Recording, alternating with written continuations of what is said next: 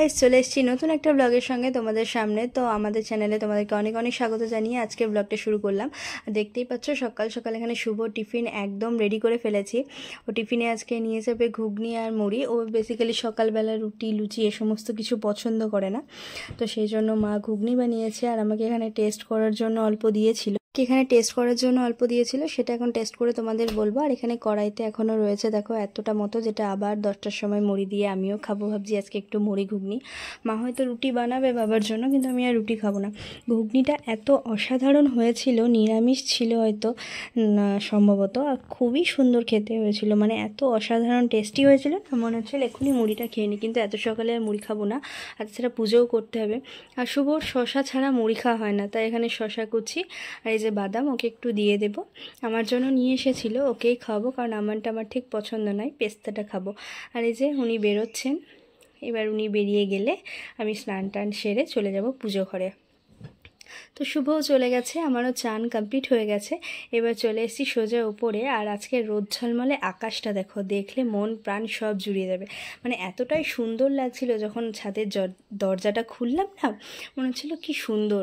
কিন্তু সুন্দর দেখলে কি হবে, প্রচণ্ড রোদ আর প্রচণ্ড গরম, মানে গরম তো সহ্য করা যাচ্ছে না, এত রোদের তাপ।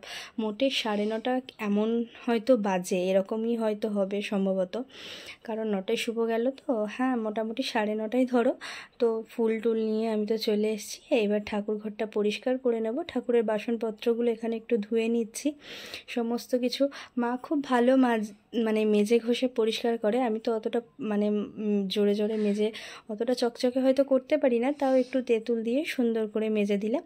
এবার ভাবছি একটু পিতাম্বরী নিয়ে আসবো, ওটা হলে কি হয় একবার ঘষে দিলেই সমস্তটা পরিষ্কার হয়ে যায়।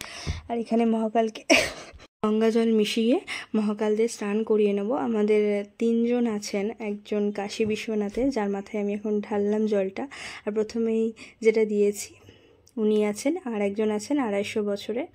তোমাদের একদিন সমস্তটা দেখাবো। তো এবার তাদের মাথায় জল ঢেলে সবাইকে ফুল বেলপাতা দিয়ে সাজিয়ে গুছিয়ে নেব। তো তারপরে মানে তাদের প্রসাদটাও রেডি করে দেব।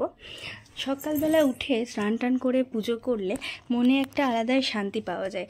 ঠাকুরের কাছে সারা দিনের মানে সুবিধে অসুবিধে নানা রকমের কথা, নিজের মনের কথা, যা যা চাওয়ার থাকে। যদিও আমি এতদিন ধরে পুজো করছি, আমার ওই বাড়িতে বলো এই বাড়িতে বলো, কোনো দিন কিছু চাই না সত্যি করে, মানে মনে আসেই না হয়তো এটা চাইবো বা কিছু, বা যদি বা চাই তাহলে শুধু এটাই চাই সবাই যেন ভালো থাকে আর তুমি নিজের শরীরে খেয়াল রাখো।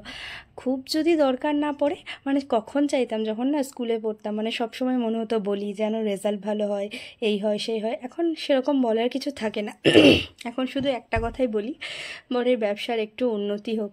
যাই হোক, জানি না কবে ঠাকুর মুখ তুলে চাইবেন, আশা করি নিশ্চয়ই হবে একদিন আমাদেরও আরও বড় ব্যবসা। তো যাই হোক, সবার আশীর্বাদে সবাই আশীর্বাদ করো যেন চ্যানেলটাও ধীরে ধীরে এগিয়ে যায়।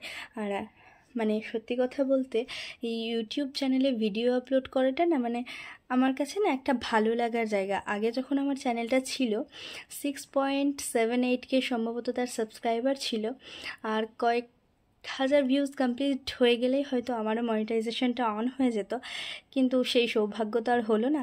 কিন্তু মনিটাইজেশন অন হোক বা না হোক, চ্যানেলটা যদি আমার থাকতো, সত্যি আমার সেটা মানে খুব ভালো লাগার জায়গা ছিল। মানে অতজন বন্ধু সেখানে ছিলেন, আমার ভিডিও আপলোড করতে খুব ভালো লাগতো, আর ভিডিওতে ভিউজ পেলেই আমি ভীষণ খুশি হতাম। সত্যি কথা, এটা একদম মন থেকে বলছি। তারপরে সারাদিনের কাজকর্ম সেরে বিকালবেলা একটু ঘুমিয়ে উঠে সন্ধ্যাবেলা আমি আর শুভ বসেছি একটু বাদাম নিয়ে। বাদাম টাদাম খেয়ে শুভ বললো চল একটু মুড়ি মাখা করি। তো তাই ওই যে বললাম, মুড়ি খেতে ভীষণ ভালোবাসে, রুটি লুচি একদম পছন্দ নয়। যাই হোক, সন্ধ্যাবেলা এখানে শসা কুচি, টমেটো কুচি, পেঁয়াজ কাঁচা লঙ্কা ধনেপাতা চানাচুর এই সমস্ত দিয়ে একটু বেশি করে সরিষার তেল দিয়ে সেটা খেতেও খুব সুন্দর লাগে। তো সেটাই এখন রেডি করছি এখানে।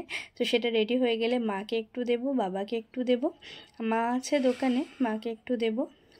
তো মাও কিছু খায়নি সারা সন্ধেটা, তো সেজন্য মাকে একটু দেব, বাবাকে একটু দেব। তারপরে আমরাও খাবো।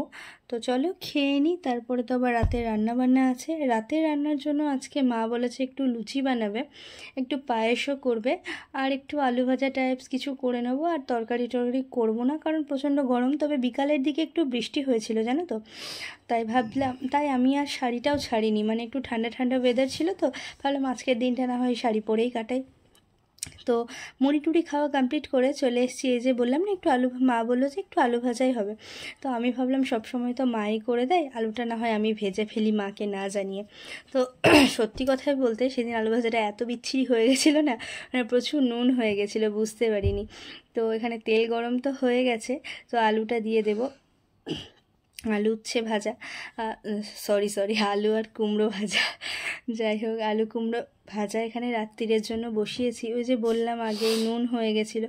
আর এই আইসক্রিম বারটা অনেক দিন ধরে ফ্রিজে রাখা ছিল, আমি ঠান্ডা ওয়েদার দেখে ভাবলাম একটু খেয়ে নিই। আমার না মানে মানে শক্ত শক্ত আইসক্রিমের থেকে এই একটু গলা গলা আইসক্রিমটা খেতেও খুব ভালো লাগে।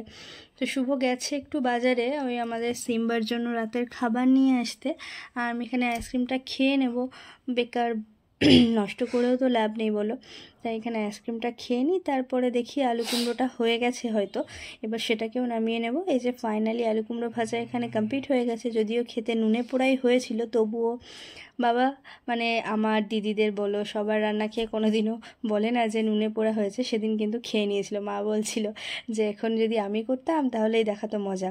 আর এই যে টিঙ্কু মামি ময়দাটা মেখে রেডি করে নেবে, মা ওখানে পায়েস বসিয়ে দিয়েছে, লুচি ভাজাও কমপ্লিট হয়ে যাবে। তো চলো আজকে লুচি পায়েস আলু নুনে পোড়া আলু ভাজা আর একটা কালাকান দিয়ে আজকে রাতে ডিনারটা সারলাম। তোমাদের সাথে দেখা হবে নেক্সট কোনো ব্লগে, ততক্ষণের জন্য টাটা। সবাই খুব ভালো থেকো, লাইক সাবস্ক্রাইব করে দেবে।